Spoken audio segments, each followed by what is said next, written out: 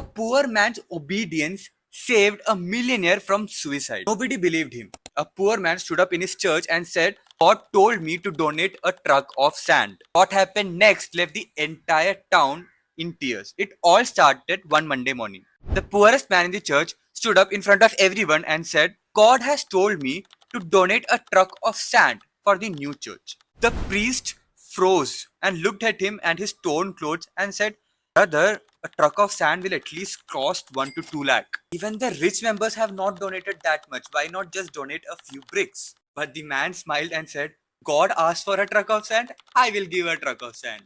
The next morning, he walked to a construction supply store.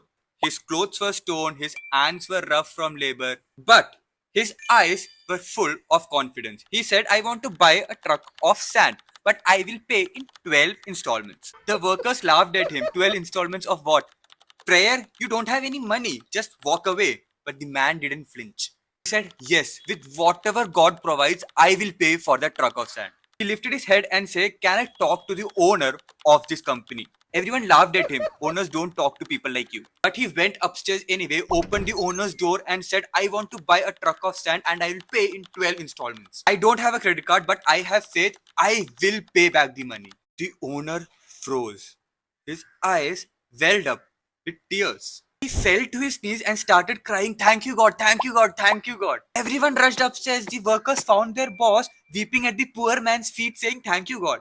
What happened? They asked. The owner was still in shock and pointed to a note at his table.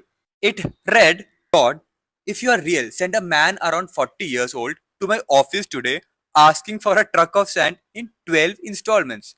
If that happens, I'll know you are still with me and I'll donate all the materials for your house. The room went silent. The poor man started crying now.